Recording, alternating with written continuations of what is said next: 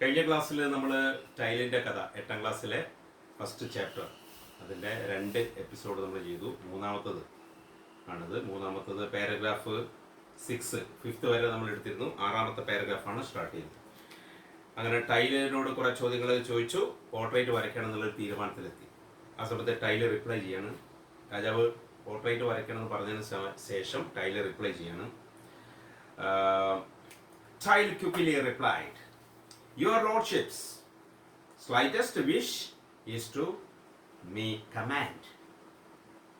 അപ്പോൾ പറയുന്നുണ്ട്, രാജാവിൻ്റെ ഏറ്റവും ചെറിയൊരു ആഗ്രഹമാണ് എന്നോട് കമൻറ്റ് ചെയ്യുക എന്നുള്ളത്.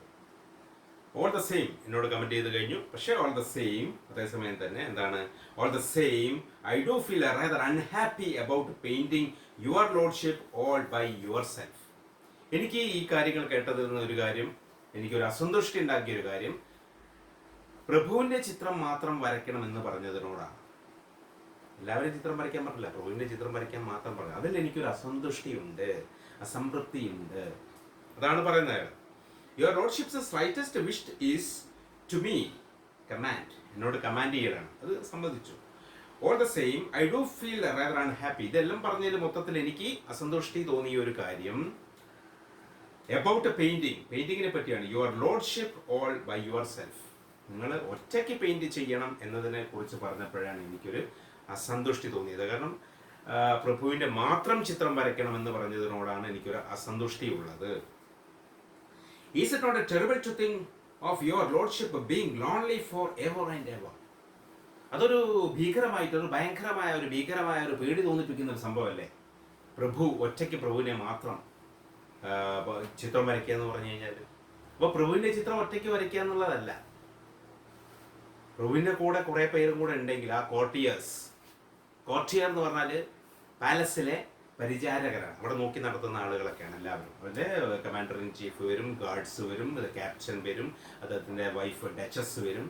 അങ്ങനെ കുറേ ആൾക്കാർ എല്ലാവരും കൂടി പരിവാരം, ആ പാലസിലെ പരിവാരം മൊത്തത്തിലാണ് അത് നോക്കി നടത്തുന്നത്. അവരാണ് കോർട്ടിയേഴ്സ് എന്ന് പറയുന്നത്.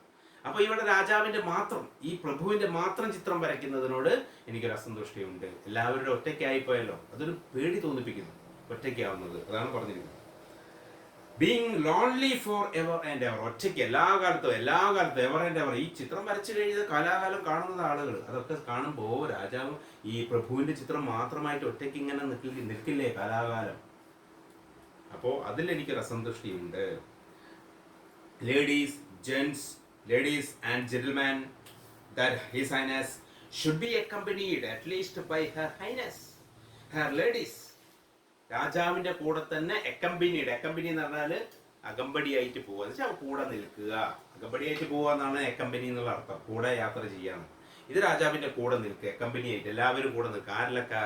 രാജാവിൻ്റെ ഈ പ്രഭുവിൻ്റെ wife, her highness and her ladies. പിന്നെ അവരുടെ ലേഡീസ് ഉണ്ടാവും, അവരുടെ തോഴിമാരും ആൾക്കാരും ഒക്കെ ഉണ്ടാവുമല്ലോ, അവരും നിൽക്കണം. Ladies and gentlemen and captains who adorn this court. ഈ കോർട്ട് അലങ്കരിക്കുന്ന ക്യാപ്റ്റന്മാരൊക്കെ ഉണ്ടല്ലോ, ഗാർഡ്സിന്റെ ഹെഡ്, ആ ഹെഡായിട്ടുള്ള ആളുകൾ എല്ലാവരും ഉണ്ടാവണം. ഇവരെല്ലാവരും കൂടി ഉണ്ടായിട്ട് അങ്ങനെ ഒരു ചിത്രം വരയ്ക്കുന്നതല്ലേ നല്ലത്? ആ ഒരു ചോദ്യം. A court like this has few rivals in splendor. few rivals in splendor. Rivals എന്ന് പറഞ്ഞാൽ എതിരാളികളാണ്. അപ്പോൾ ഇവരെല്ലാം കൂടി ഒരുമിച്ച് നിൽക്കുന്ന സമയത്ത് ചിത്രം കണ്ടു കഴിഞ്ഞാൽ ഒരാൾക്ക് തോന്നുന്നത് കൂടുതൽ എതിരാളികളൊന്നുമില്ല, എല്ലാവരും നല്ല സന്തോഷത്തിലും സ്നേഹത്തിലുമാണ് നിൽക്കുന്നത്. ആൻഡ് ലവ്ലിനെസ്, നന്മയോടുകൂടി സ്നേഹത്തിലാണ് നിൽക്കുന്നത്. ആൻഡ് ഷിവൽറി, ആ പ്രതാപം അല്ലേ, ഷിവൽറി, എല്ലാവരും ഒത്തൊരുമിച്ച് കൂടിയിട്ടുള്ള ആ ഒരു അവസ്ഥ കാണാൻ പറ്റും. ഇതെല്ലാം കൂടി ഉള്ള ഒരു രീതിയിലുള്ള ചിത്രം വരയ്ക്കുന്നതല്ലേ നല്ലതെന്ന് ആ ചിത്രകാരൻ അഭിപ്രായപ്പെട്ടു. In the midst of such valour and beauty. അതിന്റെ മിഡിസ്റ്റില് രാജാവ് ഈ ഒരു പ്രതാപത്തിന്റെ ഇടയിൽ നിൽക്കുമ്പോൾ, വാല്യൂർ എന്ന് പറഞ്ഞ പ്രതാപമാണ്. ആ രാജകീയ പ്രതാപത്തിന്റെയും സൗന്ദര്യത്തിന്റെ ഇടയിൽ രാജാവ് നിൽക്കുമ്പോൾ എന്ത് സംഭവിക്കും? പ്രഭു നിൽക്കുമ്പോൾ, I will make my Lord and lady Shine forth like. ആ സമയത്ത് ഇവരുടെ ഇടയിൽ ആ പ്രഭുവും കൂടെ ഈ ആളുകളുടെ ഇടയിൽ നിൽക്കുമ്പോൾ എനിക്ക് എന്ത് തോന്നും? ഞാൻ അവരെന്താക്കി മാറ്റും, അവരെ ഞാൻ അലങ്കരിക്കും. ഏതുപോലെ? അതാണ് അവിടെ പറഞ്ഞത്. Shine forth like a moon surrounded by lanterns. ചന്ദ്രൻ, ആകാശത്തുള്ള ചന്ദ്രൻ തൂക്കുവിളക്കുകളാൽ അലങ്കരിക്കപ്പെട്ടതുപോലെ ആകാശത്തുള്ള ചന്ദ്രന്റെ ചുറ്റുപാടും തൂക്കുവിളക്ക് നക്ഷത്രങ്ങൾ ഉണ്ടെങ്കിൽ എങ്ങനെ തേജസ്വായിട്ട് നിൽക്കും, എങ്ങനെ അത് അലങ്കരിക്കപ്പെടും, എത്രത്തോളം അത് അലങ്കാരപൂരിതമായിരിക്കും, അതുപോലെ ഞാൻ വരച്ചെടുക്കും എന്ന് ചിത്രകാരൻ ആവശ്യപ്പെടും. The Archduke thought that it was a good idea. Archduke thought that it was a good idea. അദ്ദേഹം പറഞ്ഞു, ഇതാ അത് നല്ല കാര്യമല്ലേ, ഒറ്റയ്ക്കാവണ്ട, നല്ലതല്ലേ. എല്ലാവുന്ന സമയത്ത് നല്ല തിളങ്ങി എല്ലാവരുടെ ഇടയിലാവുമ്പോഴാണ് അതിനൊരു പ്രതാപവും പ്രൗഢിയും ഒക്കെ ഉണ്ടാവും. അതാണ് പറഞ്ഞത്. Well, my friend, your painting will be a great piece of art. Well, my friend, അയാൾ വിളിക്കുകയാണ്, നിന്റെ പെയിന്റിങ് അങ്ങനെ ആവുമ്പോൾ ഏറ്റവും നല്ലൊരു പെയിന്റിംഗ് ആയി മാറും. Art. What reward do you expect for it? എന്ത് റിവാർഡാണ്, എന്ത് പ്രതിഫലമാണ് ഇതിന് നീ പ്രതീക്ഷിക്കുന്നത്, എന്ത് പ്രതിഫലമാണ് ഇതിന് തരേണ്ടത്? ആർച്ച്ഡ്യൂക്ക് ചോദിച്ചു. 100 pieces of gold. 100 pieces of gold. 100 സ്വർണ്ണ നാണയം എനിക്ക് തരണം. അതാണ് പറഞ്ഞത്. 100 പീസസ് ആണ്. 100 pieces of gold. ഗോൾഡിന്റെ 100 പീസുകളാണ് തരേണ്ടത്. നാണയം എന്ന് പറയുന്നില്ലേ, ഗോൾഡിന്റെ 100 പീസുകളാണ് തരേണ്ടത്. You can pay me now or later just as you please. നിങ്ങൾക്ക് ഇഷ്ടമുള്ളതുപോലെ ഇപ്പോൾ വേണമെങ്കിൽ ഇപ്പം തരാം, അല്ലെങ്കിൽ പിന്നീട് വേണമെങ്കിൽ പിന്നീട് തരാം. അത് നിങ്ങൾ ഇഷ്ടപ്പെടുന്ന പോലെ നിങ്ങൾക്ക് തരാം. 100 ഗോൾഡ് പീസാണ് എനിക്ക് തരേണ്ടതെന്ന് ചിത്രകാരൻ ആവശ്യപ്പെട്ടു. റിവാർഡായിട്ട്. എന്തായിട്ടാണ്? റിവാർഡായിട്ട് 100 പീസ് ഗോൾഡ് പീസാണ് വേണ്ടത്. Here are the 100 pieces of gold in advance. പെട്ടെന്ന് എടുത്തോളൂ എന്ന് പറഞ്ഞ് പെട്ടെന്ന് ഞാൻ കൊടുത്തു 100 pieces of gold. അഡ്വാൻസ് ആയിട്ട് നേരത്തെ വാങ്ങി വെച്ചോളൂ, ഇതൊന്നും പിന്നത്തേക്ക് വെക്കേണ്ട കാര്യമില്ല. Said Archduke, giving him the gold. Gold കൊടുത്തോണ്ട് വെറുതെ ഇപ്പൊ തന്നെ വെച്ചോ, ഇനി നാളത്തേക്ക് അത് കഴിഞ്ഞിട്ട് എന്നുള്ള പ്രശ്നമൊന്നുമില്ല. അങ്ങനെ അത് സ്വീകരിക്കുകയാണ്, ചിത്രകാരനെ സ്വീകരിക്കുകയാണ്. My lord, you are the most generous masters. ഏറ്റവും ഉദാരമനസ്കനായ ഒരു വ്യക്തിയാണ് താങ്കൾ എന്ന് പറഞ്ഞു. ആര്? ചിത്രകാരൻ പറഞ്ഞു. You have filled my lamp with oil. എന്റെ വിളക്ക് ഓയിൽ ഇല്ലാതെ കത്താതെ ഇരിക്കുകയായിരുന്നു. ഇവിടെ നിങ്ങൾ എന്റെ വിളക്ക് കത്തിച്ചു. ഇത് എന്നേക്കുമായി നിങ്ങൾക്ക് വേണ്ടി കത്തിക്കൊണ്ടിരിക്കും. അതാണ് you have filled my lamp with oil. അയാൾ ലാമ്പ് വിത്ത് ഓയിൽ ആയിട്ട് ഫില്ല് ചെയ്തത് എങ്ങനെയാണ്? ഈ 100 ഗോൾഡ് പീസസ് കൊടുത്തതിന് ശേഷം 100 ഗോൾഡ് പീസസ് കൊടുത്തതോടുകൂടി അയാൾ പറയാണ്, എന്റെ ലാമ്പ് നിങ്ങൾ എണ്ണ ഒഴിച്ചു കത്തിച്ചു, ഇനി ഇത് കാലാകാലം നിങ്ങൾക്ക് വേണ്ടി കത്തിക്കൊണ്ടിരിക്കും. It will forever burn in your honor. നിങ്ങളുടെ സാന്നിധ്യത്തിൽ ഇത് എപ്പോഴും കത്തിക്കൊണ്ടിരിക്കും. നെക്സ്റ്റ് 8ാമത്തെ paragraph. The next day, Tile asked the Archduke to allow him to see all the courtiers who were to be painted along with him. അടുത്ത ദിവസം tile ആവശ്യപ്പെടുകയാണ്. എന്താണ്? ഓക്കെ, അങ്ങനെ ചെയ്യാന്ന് കരുതുന്നത്. പ്രതാപം പ്രൗഢിയൊക്കെ കാണിക്കാൻ വേണ്ടി ഈ പ്രഭു മാത്രം പോരാ, കൂടെയുള്ള പരിവാരങ്ങൾ എല്ലാവരും ഒരുമിച്ച് നിൽക്കണം, എന്നിട്ട് അവരുടെ ചിത്രങ്ങൾ വരയ്ക്കണം. അപ്പൊ അതിനുവേണ്ടി എനിക്ക് ഇവരെയൊക്കെ ഒന്ന് കാണാം, ആരിലൊക്കെയാണ് കൊട്ടാരത്തിലെ പരിവാരങ്ങൾ, ആരൊക്കെയാണ് ഓരോരോ സ്ഥാനത്തുള്ള ആളുകൾ, എനിക്ക് അവരൊന്നുമായിട്ടൊന്ന് പരിചയപ്പെടണം.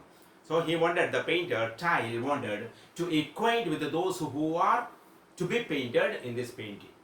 So he wanted the king to present them in front of him. So the next day, the Tile asked the Archduke to allow him to see all the courtiers who were to be painted along with him. They came and saw him one by one. അപ്പോൾ രാജാവ് അത് പറഞ്ഞത് പ്രകാരം ഓരോരുത്തർ വന്ന് അയാളെ കാണാൻ തുടങ്ങി. ആരെ? പെയിന്ററെ കാണാൻ തുടങ്ങി. ഓരോരുത്തരും കണ്ടിട്ടുണ്ട് പെയിന്റർക്ക് അതിനെപ്പറ്റി വരയ്ക്കാൻ, എവിടെ നിൽക്കണം, എവിടേക്കാണ് അവരെ വരയ്ക്കേണ്ടത്, എവിടേക്കാണ് നിൽക്കേണ്ടത് അറിയണമെങ്കിൽ ഓരോരുത്തരായിട്ട് പരിചയപ്പെടണം. അങ്ങനെ ഓരോ ആളുകളും ഇങ്ങനെ വന്ന് പരിചയപ്പെടാൻ തുടങ്ങി. ഫസ്റ്റ് വരുന്നത്, the first to come was the commander in chief of the army. ആർമിന്റെ കമാൻഡർ ഇൻ ചീഫാണ് ആദ്യമായിട്ട് വന്നത്. അയാളാണ് ആദ്യമായിട്ട് വന്നത്. അയാളുടെ ലുക്ക് എങ്ങനെയായിരുന്നു? He was a short. അയാളൊരു ഉയരം കുറഞ്ഞ ആളാണ്. കമാൻഡർ ഇൻ ചീഫാണ്. ബാൾഡ് മാൻ മീൻസ് കഷണ്ടി തലേനാണ്. He was a bald headed fellow. അങ്ങനെ പറയാം, ഹെഡഡ് എന്ന് പറയും. ഹെഡ് തല, ഹെഡഡ്, അതിന്റെ കൂടെ ഇടി ഇറക്കുമ്പോൾ ഹെഡഡ്. ബാൾഡ് ഹെഡഡ്, കഷണ്ടി തലയുള്ള. അത് അഡ്ജക്റ്റീവ് ആണ്, നിലവില് അഡ്ജക്റ്റീവ് ആണ്. Bald headed man. He was a bald headed man with enormous paunch means കുടവയറാണ്. PAUNCH, പോഞ്ച് എന്ന് പറഞ്ഞാൽ കുടവയറാണ്. നല്ല കുടവയറൊക്കെ ആയിട്ടുള്ള, ഷോർട്ട് ആയിട്ടുള്ള, ബാൾഡ് ഹെഡഡ് ആയിട്ടുള്ള, നിങ്ങൾക്ക് സങ്കല്പിക്കാൻ പറ്റും, യു ക്യാൻ ഇമാജിൻ. അങ്ങനെ ഒരാളായിരുന്നു ആരെ? Commander in chief. അദ്ദേഹം അങ്ങോട്ട് നിന്നു. എന്നിട്ട് വന്നു. ആൻഡ് ഹി വിസ്പർ വെർബാണ് ഇഡി ഫോമാണ്. വിസ്പർ എന്ന് പറഞ്ഞാൽ മന്ത്രിക്കുക. In tile's ear. ടൈലിന്റെ ചെവിയിൽ പോയിട്ട് അയാൾ ഒരു മന്ത്രിച്ചു. അയാളെ കണ്ട് നോക്കിയ കാര്യങ്ങൾ മനസ്സിലായിട്ട് ടൈലിന്റെ ചെവിയിൽ പോയിട്ട് എന്തോന്ന് മന്ത്രിച്ചു. എന്താ മന്ത്രിച്ചത്? When you paint my picture, എന്റെ പിക്ചർ പെയിന്റ് ചെയ്യുന്നേരം remember you are to make me look handsome. എന്നെ ഹാൻസം ആക്കി മാറ്റണം. കാരണം ഞാൻ സോൾജിയർ ആയിരുന്നപ്പോൾ എനിക്ക് കുടവയറൊന്നും ഉണ്ടായിരുന്നില്ല. യങ് സോൾജിയർ ആയിരുന്നപ്പോൾ ഐ വാസ് ഹാൻസം. ഇപ്പൊ ചിത്രം വരയ്ക്കുമ്പോൾ ഇത് കാലാകാലം ഇവിടെ കിടക്കും, എല്ലാവരും വന്ന് നോക്കും, അപ്പൊ ആൾക്കാർ അഭിപ്രായം പറയും. അപ്പൊ എന്റെ ഈ കുടവയറ് കാണാൻ പാടില്ല. എന്നെ ഹാൻസം, സുന്ദരനും സുമുഖനുമായ ഒരു ചെറുപ്പക്കാരനായിട്ടേ വരയ്ക്കാൻ പാടുള്ളൂ. കാരണം I was A handsome soldier when I joined this palace. ഞാൻ ഈ പാലസിൽ ജോയിൻ ചെയ്തപ്പോൾ ഒരു സുന്ദരനായ ഒരു സോൾജിയർ ആയി. അപ്പൊ കുടവയറ് ഒഴിവാക്കാൻ അദ്ദേഹം പറഞ്ഞത് when you paint my picture, അതായത് ചെവി പോയിട്ട് പറയാണേ, മന്ത്രിച്ചു കൊടുത്താണ്. You are to make me look handsome if you do not make my stomach look flat. എൻ്റെ വയറ് ഫ്ലാറ്റ് ആയിട്ട് കാണിക്കുന്നില്ലെങ്കിൽ, അല്ല ഫ്ലാറ്റ് ആയിട്ട് കാണിക്കുന്നില്ല വെച്ചാൽ വയറില്ലാതെ ബൾജ് ചെയ്തിട്ടുള്ള പ്രൊജക്ട് ചെയ്തിട്ടുള്ള വയറല്ലാണ്ട് ഫ്ലാറ്റ് ആയിട്ട് കാണിക്കുന്നില്ലെങ്കിൽ ഐ വിൽ ഹാവ് ഹാങ്ഡ്, ഞാൻ നിന്നെ തൂക്കിക്കൊല്ലും. ഹാങ് തൂക്കിക്കൊല്ലുകയാണ്. ശ്രദ്ധിക്കേണ്ട കാര്യം, ഹാങ് രണ്ടെണ്ണം ഉണ്ട്. Hang, hanged, hanged. ഇത് തൂക്കിക്കൊല്ലുക എന്നാണ്. അതായത് ഹാങ്, ഹങ്, ഹങ് രണ്ടെണ്ണം ഉണ്ട്. ഹാങ്, ഹാങ്ഡ്, ഹാങ്ഡ് ഉണ്ട്. Hang, hung, hung. ഇത് തൂക്കിക്കൊല്ലുക, ഇത് തൂക്കിയിടുക. ഹാങ്ങർ കേട്ടില്ലേ? ഹാങ്ങർ എന്ന് കേട്ടില്ലേ? നമ്മൾ ഷർട്ടൊക്കെ തൂക്കിയിടുന്നത് ഹാങ്ങറാണ്. അപ്പോൾ ഇത് തൂക്കിയിടുക, ഇത് തൂക്കിക്കൊല്ലുക. അതാണ്. Okay. If you do not make my stomach look flat, എൻ്റെ സ്റ്റൊമക്ക് ഫ്ലാറ്റ് ആക്കിയിട്ട്, അതായത് വയറൊന്നുമില്ലാതെ പരന്ന് കിടക്കുന്ന പോലെ ആക്കിയിട്ടില്ലെങ്കിൽ നിന്നെ ഞാൻ തൂക്കിക്കൊല്ലും. ചെവിയിൽ പോയി പറഞ്ഞതാ. Remember I was once very handsome soldier. ഒരു കാര്യം ഓർമ്മിക്കണം, പണ്ടൊരിക്കലും മുമ്പ് ഞാനിവിടെ ജോലിയിലേക്ക് പ്രവേശിച്ച സമയത്ത് ഞാനൊരു ഹാൻസം സോൾജിയർ ആയിരുന്നു. അതുപോലെ തന്നെ നീ ആക്കി മാറ്റണം ചിത്രം വരയ്ക്കുമ്പോൾ. അങ്ങനെ ചെയ്തില്ലെങ്കിൽ നിന്റെ തല വിട്ടും നിന്നെ ഞാൻ തൂക്കിക്കൊല്ലും. അതാണ് അയാൾ പറഞ്ഞത്. ഓക്കെ. അടുത്ത paragraph. An elderly lady came next. അടുത്തായിട്ട് വന്ന ഒരു പ്രായമുള്ള ഒരു കുറുക്കൻ, ഒരു മധ്യവയസ്കര, കുറച്ച് പ്രായമുള്ള ഒരു സ്ത്രീയാണ് അടുത്തതായിട്ട് വരുന്നത്. She had a large hump on her back. Hump കണ്ടില്ല റോഡിന്റെ മുകളിൽ? അതുപോലെ മനുഷ്യന്മാർക്ക് ചില നമുക്ക് ഹമ്പ് ഉണ്ടാവും. ഒട്ടകത്തിന് ഒരു ഹമ്പ് ഉണ്ട്. മനുഷ്യന് ചില ആൾക്കാർക്ക് ഹമ്പ് ഉണ്ടാവും. കൂന എന്ന് പറയും അല്ലെ? പുറകിലാണത് കൂന. കൂന ഉണ്ടായിട്ട് അതിങ്ങനെ കിടക്കും. അത് സൗന്ദര്യത്തെ ബാധിക്കും. അപ്പോ അടുത്തതായിട്ട് വന്ന പ്രായം കൂടിയ ഒരു കൂനയുള്ള സ്ത്രീയായിരുന്നു. She had a hump. She had a large hump on her back. ബാക്കിൽ അവളുടെ പുറത്ത് വലിയൊരു ഹമ്പ് ഉണ്ട്. അത് സൗന്ദര്യത്തെ ബാധിക്കല്ലോ, സ്ത്രീയല്ലേ. സർ പെയിന്റർ, അവള് പെയിന്ററോട് പറയാം, sir painter, she said softly, വളരെ മൃദുലമായിട്ട് അദ്ദേഹത്തോട് പറയാൻ, സർ പെയിന്റർ എന്താ പറയുന്നത്? Make me look young and beautiful. എന്നെ സുന്ദരിയും യുവതിയുമാക്കി മാറ്റണം. Make me beautiful, make me look young and beautiful. എന്നെ യുവതിയും സുന്ദരിയുമാക്കി മാറ്റണം. അവിടെ സൗമ്യമായിട്ട് പറയാം. If you don't remove the hump on my back, എൻ്റെ പിറകിലുള്ള ഹമ്പ് മാറ്റുന്നില്ലെങ്കിൽ, റിമൂവ് നിറം മാറ്റുക. If you don't remove the hump on my back, എൻ്റെ ബാക്കിലുള്ള ഹമ്പ് മാറ്റുന്നില്ലെങ്കിൽ, and supply what I lack in beauty, എൻ്റെ ബ്യൂട്ടിയിൽ എനിക്ക് എന്തൊക്കെയാണോ കുറവുള്ളതെന്ന് വെച്ചാൽ അത് നികത്തുന്നില്ലെങ്കിലും, അതായത് ഹമ്പ് മാറ്റിയിട്ട് ബ്യൂട്ടിയിൽ എന്തെങ്കിലുമൊക്കെ കുറവുണ്ടെന്ന് വെച്ചാൽ അതൊക്കെ നികത്തുകയും വേണം, സപ്ലൈ ചെയ്യണം. അങ്ങനെ ചെയ്തില്ലെങ്കിൽ I will have you torn to pieces, ഞാൻ നിന്നെ കഷ്ണം കഷ്ണമായിട്ട് മുറിച്ച് കളയും, കീറിക്കളയും. അപ്പോൾ ആ ഒരു പേടി ഉണ്ടാവുമല്ലോ. അത് എന്നെ യുവതിയും സുന്ദരിയും ആക്കുക, അതോടൊപ്പം തന്നെ എനിക്ക് സൗന്ദര്യത്തിൽ എന്തെല്ലൊക്കെ കമ്മിയുണ്ടോ കുറവുണ്ടോ അതൊക്കെ നികത്തി എന്നെ നല്ലൊരു സുന്ദരിയും യുവ സുന്ദരിയാക്കി മാറ്റിയിട്ടുള്ള ചിത്രമേ വരയ്ക്കാൻ പാടുള്ളൂ. അതല്ലാതെ ഇതൊന്നും മാറ്റാതെ എൻ്റെ ഹഞ്ച് ബാക്കിൽ ആ ഇത് എന്താണ് ഹമ്പ് ബാക്കിൽ ഇത് മാറ്റാതെ ഇതേപോലെ തന്നെ ചിത്രം വരച്ചാൽ എന്നെ പീസായിട്ട് ഞാൻ കീറിക്കളയും. അവരാണ് പറഞ്ഞത്. രണ്ടാമത് വന്ന lady, the young lady who was the companion of duchess. The young lady who was the companion of duchess. കമ്പാനിയനും ഫ്രണ്ടും തമ്മിൽ എന്താ വ്യത്യാസം? ഫ്രണ്ട് സാധാരണ രീതിയിൽ ആണുങ്ങൾക്കാണ് ഫ്രണ്ട് പറയുക. ലേഡീസ് ആണെങ്കിൽ അവരെ നമ്മൾ എന്താ പറയാ? ലേഡീസിന് ഉണ്ടാവും അങ്ങനെ അവർക്ക് അവരുടെ തോഴിയാണ് അല്ലെ, അവരെ ഫ്രണ്ട് അല്ല, തോഴിയാണ്. അവരെ കാര്യങ്ങളൊക്കെ ചെയ്തു കൊടുക്കാൻ കൂടെയുള്ള ലേഡീസ്, അവരെ കമ്പാനിയൻ എന്നാണ് പറയുന്നത്. എന്താണ് പറയുക, കമ്പാനിയൻ. കമ്പാനിയൻ ടോയ്ലറ്റ് എന്നുണ്ട്. നമ്മളിപ്പോൾ അത് കാണുക എവിടെയാണെന്ന് വെച്ചാൽ എയർപോർട്ടിലൊക്കെ പോയി കഴിഞ്ഞാൽ ഈ ചില കുട്ടികളുണ്ട്, അവരെ കുളിപ്പിക്കുക, അവർ വീൽ ചെയറിലാണ്. അപ്പോൾ എയർപോർട്ടിൽ എത്തി കഴിഞ്ഞാൽ അവർക്ക് മൂത്രം ഒഴിക്കണമെങ്കിലൊക്കെ തന്നെ അവർ ടോയ്ലറ്റ് കൊണ്ടുപോകുന്നേരം അവർക്ക് പ്രത്യേക ടോയ്ലറ്റ് ഉണ്ട്. കാരണം അവരെ എടുക്കണം, കുളിപ്പിക്കണം, കഴുകാനൊക്കെ സഹായിച്ചു കൊടുക്കേണ്ട ലേഡീസ് ആയിരിക്കും. നമ്മൾ ലേഡി അവരുടെ കൂടെ ഉണ്ടാകും. അവരുടെ കൂടെ ലേഡി പോകുന്ന അവരുടെ കൂടെ അതൊക്കെ ചെയ്തു കൊടുക്കുന്ന ഒരു ലേഡി ഉണ്ടാകും. ആ ലേഡിക്ക് പറയുന്നത് എന്താണ്, കമ്പാനിയൻ എന്ന് പറയുന്നത്. തൊഴി എന്നാണ് ശരിക്കും പറയുന്നത്. അത് കമ്പാനിയൻ ടോയ്ലറ്റ് എന്ന് കാണാം എയർപോർട്ടിൽ പോയാൽ. അതെന്തെല്ലാം ആർക്കുള്ളതാണ്, ഇതേമാതിരി ഇങ്ങനെ ലേഡീസിനൊക്കെ സഹായിച്ചു കൊടുക്കുന്ന ആൾക്കാരുണ്ട്. അവരെ കൂടെ ഇങ്ങനെ വന്നിട്ട് വീൽ ചെയറിനുള്ള ആൾക്കാരാണ്. അവരെടുത്ത് പൊന്തിക്കുക, അവരെ ടോയ്ലറ്റ് കൊണ്ടുപോകുക, വൃത്തിയാക്കുക, കിഴിക്കുക, ഇതൊക്കെ ചെയ്യുന്ന ആൾക്കാരാണ്. അവരെ കൂടെ നിൽക്കുന്ന ആൾക്കാരുടെ കമ്പനി. അവർക്ക് ചായ വാങ്ങിക്കൊണ്ട് കൊടുക്കുക. അത് എയർപോർട്ടുകാർ നിർത്തുന്നല്ല കേട്ടോ, അവരെ കൂടെയുള്ള ആൾക്കാരല്ലേ. ഈ വിമാനത്തിൽ പോകാമെന്ന ആൾക്കാർ അവരുടെ അയയുടെ കമ്പാനിയനെയും കൂട്ടിയിട്ടാണ് വരിക. അപ്പോൾ അവിടെ അത് കാണാൻ പറ്റും. അപ്പോൾ കമ്പാനിയൻ ഓഫ് ഡച്ചസ്. ഈ പറഞ്ഞ ലേഡി ആരാണ്, ഇവിടെയുള്ള പ്രഭി ഉണ്ടല്ലോ, പ്രഭുവിന്റെ ഭാര്യ, അവരുടെ തോഴിയാണിത്. അവരെ ഹഞ്ച് ബാക്കഡൊക്കെയാണ് അല്ലേ. വലിയൊരു ഹമ്പുണ്ട്, ഹമ്പുമായിട്ട് ഇങ്ങനെ നടക്കുന്നതാണ്. പക്ഷെ തോഴിയാണ്. പക്ഷെ അവർ പറഞ്ഞ എന്നെ യുവതിയും സുന്ദരിയുമായിട്ടുള്ള ഒരു ചിത്രം വരയ്ക്കണം. എൻ്റെ ചിത്രം വരയ്ക്കുമ്പോൾ യുവതിയും സുന്ദരിയുമാണെന്ന് തോന്നാവുന്ന രീതിയിലുള്ള ചിത്രമേ വരയ്ക്കാൻ പാടുള്ളൂ, ഇല്ലെങ്കിൽ തന്നെ പീസ് പീസാക്കി മുറിക്കുന്നു. Came in as soon as an old lady left. Old lady left പോയ പാടിനെ വേറൊരു ലേഡിയാണ് പിന്നെ വരുന്നത്. ആരാ, she was a young pretty. പിന്നെ വരുന്ന അടുത്ത വേറെ ലേഡിയാണ്. അവൾ പ്രറ്റി ആയിരുന്നു. Pretty means beautiful. സുന്ദരിയും യുവതിയുമായ വേറൊരു ലേഡി വന്നു. പക്ഷെ അവൾക്ക് വേറെ പ്രശ്നമുണ്ട്. But had lost her 3 of her front teeth. മുമ്പിലുള്ള പല്ലിന്റെ ഒരു 3 നഷ്ടപ്പെട്ടു പോയി. സുന്ദരി യുവതിയൊക്കെയാണ്, പക്ഷെ മുമ്പിലെ 3 പല്ലില്ല. എങ്ങനെ, ഒരു ആക്സിഡന്റിൽ പോയതാണ്. In an accident. മൂന്നാമത് വന്ന ലേഡിയാണ് ഞാൻ പറഞ്ഞത്. അവർ യുവതിയും സുന്ദരിയുമാണ്. പക്ഷേ അവർക്ക് എന്താ പ്രശ്നം എന്ന് പറഞ്ഞാൽ മുൻപിലുള്ള 3 പല്ലുകളില്ല. അത് അവരുടെ ഒരു ആക്സിഡന്റിൽ നഷ്ടപ്പെട്ടു പോയി. ഷീ വാണ്ടഡ് ടൈലിനോട് അവൾ ആവശ്യപ്പെട്ട എന്താണ്, that if in her picture, അവളുടെ പിക്ചർ ചെയ്യുന്നത്, she didn't see herself as smiling, ചിരിക്കുന്നതായിട്ട് കാണിക്കാൻ പാടില്ല. with a perfect set of pearly teeth. didn't see herself smiling. അല്ലേ, അവിടെ എന്താക്കാൻ പാടില്ല എന്ന് പറഞ്ഞ picture, she didn't see herself smiling, ചിരിക്കുന്നതായിട്ട് കണ്ടിട്ടില്ല. അങ്ങനെ ആക്കരുത്. With a perfect set of pearly teeth. അഥവാ ചിരിക്കുകയാണെങ്കിൽ perfect set of pearly teeth വെച്ചിട്ട് വേണം ചിരിക്കുന്നത് കാണിക്കാൻ, അല്ലാണ്ട് ചിരിക്കുന്നത് കാണിക്കേണ്ടതാണ്. അങ്ങനെ ചെയ്ത he would have cut in to small bits by her lover. അവൾ പറഞ്ഞ്, അഥവാ നീ ഇതിനെതിരായിട്ട് ചെയ്തു കഴിഞ്ഞാൽ നിന്നെ പീസാക്കി ഞാൻ മുറിക്കും. എൻ്റെ ലവറെ കൊണ്ട് ഞാനത് ചെയ്യിപ്പിക്കും.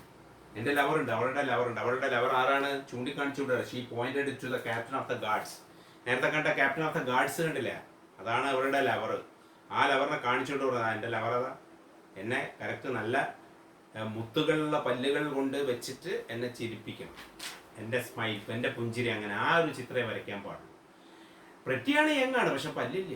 പക്ഷെ ഇത് വെച്ചുകൊണ്ട് ആ സുന്ദരിയും യുവതിയുമായ പല്ലുകളൊക്കെ, മുത്തുകൾ വെച്ച പല്ലുകൾ പോലെയുള്ള പല്ലുകൾ വെച്ച് ചിരിക്കുന്ന ഒരു ചിത്രമായിരിക്കണം വരയ്ക്കേണ്ടത്. അല്ലെങ്കിൽ എൻ്റെ ലവറെ കൊണ്ട് ഞാൻ നിന്നെ പീസാക്കി മാറ്റും. എൻ്റെ ലവർ ആരാണ് ചൂണ്ടിക്കാണിച്ചു പറഞ്ഞു, ആരാ, ക്യാപ്റ്റൻ ഓഫ് ദ ഗാർഡ്സിന്റെ ക്യാപ്റ്റനാണ്. Similar request and threats. ഇതേപോലെയുള്ള similar request and threats. Threat എന്ന് പറഞ്ഞാൽ ഭീഷണിയാണ്. സിമിലിയർ റിക്വസ്റ്റ്, ഇതുപോലെയുള്ള അപേക്ഷകളും ഭീഷണികളും കണ്ടിന്യൂ ഇങ്ങനെ വന്നു. ഓരോരുത്തരെ വിളിക്കുമ്പോൾ ഓരോരുത്തർ ഓരോന്ന് ഇങ്ങനെ പറയും, അങ്ങനെ ആക്കണം, ഇങ്ങനെ ആക്കിയിട്ടില്ല ഞാൻ കാണിച്ചു തരാം എന്നൊക്കെ പറഞ്ഞിട്ട് ഭീഷണി.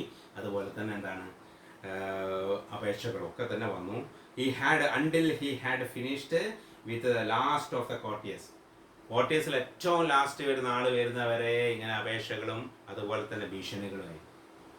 Then the archduke sent for him and said, കുറച്ച് കഴിഞ്ഞപ്പോൾ ആർച്ച്ഡ്യൂക്ക് ഇതൊക്കെ പരിപാടികൾ കഴിഞ്ഞ് എല്ലാവരും കണ്ടല്ലോ, അവനെ വിളിച്ച്, ടൈലിനെ വിളിച്ച്, my dear fellow, I want your painting to be perfect in every detail.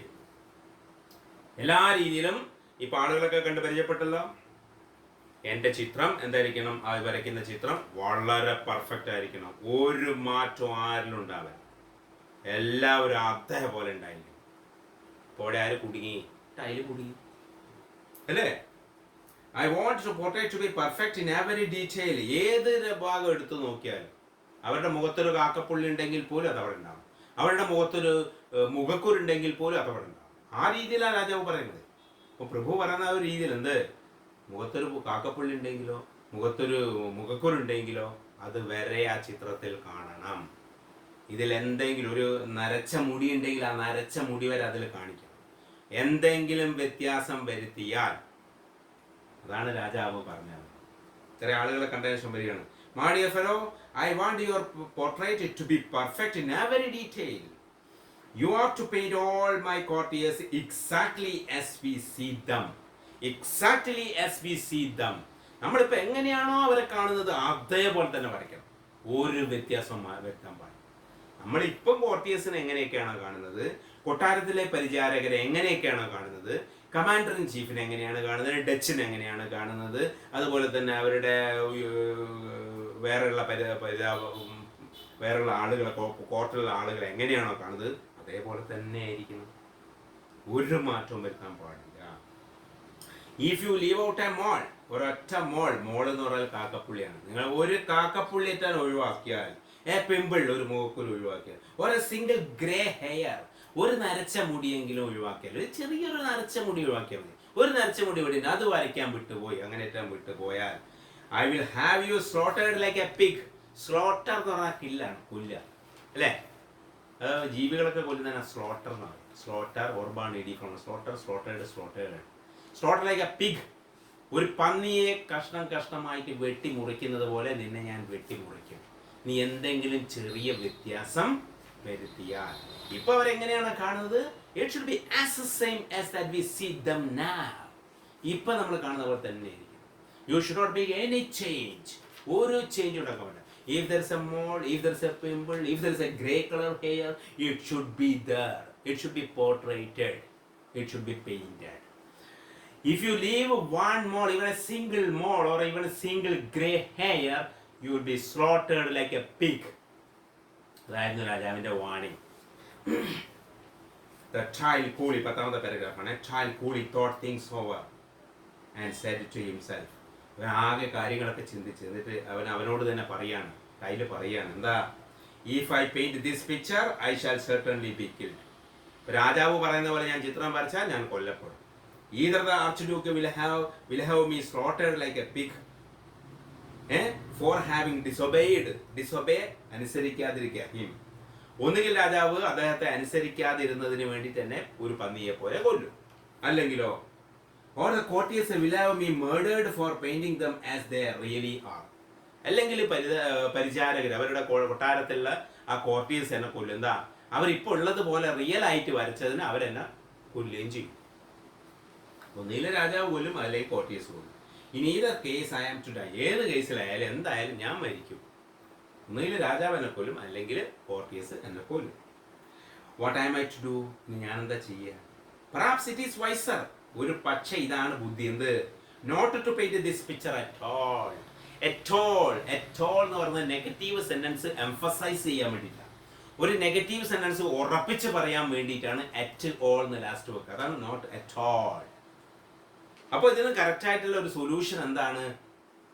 ഇത് ചിത്രം വരയ്ക്കാതിരിക്കുന്നതാണ് ബുദ്ധി എന്ന് അയാൾ മനസ്സ് പറയട്ടെ. Paragraph number 11. The following day, അടുത്ത ദിവസം, he asked the archduke for the hall. അടുത്ത ദിവസം ആർച്ച്ഡ്യൂക്ക് ആരോട് പറയാണ്? അടുത്ത ദിവസം ആർച്ച്ഡ്യൂക്ക് പറയാണ്. ഓക്കെ, നമ്മുടെ ടൈമിൻ്റെ ഒരു പ്രശ്നമുണ്ട്. 10ാമത്തെ പാരഗ്രാഫ് നമ്മൾ ഫിനിഷ് ചെയ്തിരിക്കുകയാണ്. അപ്പോൾ ഇനി 11ാമത്തെ പാരഗ്രാഫ് നമ്മൾ അടുത്ത ഒരു എപ്പിസോഡ് ചെയ്യുന്നുണ്ടാവും. അടുത്തൊരു എപ്പിസോഡുകൂടി നമ്മളുടെ ഈ ലെസൺ അവിടെ തീരേണ്ടതാണ്. ഓക്കെ, എന്തെങ്കിലും സംശയങ്ങളുണ്ടെങ്കിൽ എന്നോട് ചോദിക്കാൻ മറക്കരുത്. നിങ്ങളുടെ അഭിപ്രായങ്ങളും സജഷൻസും ഒക്കെ തന്നെ നിങ്ങൾ കമൻറ്റ് ബോക്സിലിടുക. സബ്സ്ക്രൈബ് ചെയ്യുക ചാനൽ. അതുപോലെ തന്നെ ബെല്ലൈക്കൺ അമർത്താൻ മറക്കരുത്. നോട്ടിഫിക്കേഷൻസ് ഒക്കെ നിങ്ങൾക്ക് വരുന്നുണ്ടാവും. എൻ്റെ ഫോൺ നമ്പർ ഞാൻ ഒരിക്കൽ കൂടി പറയാം, 9746957090. ബൈ.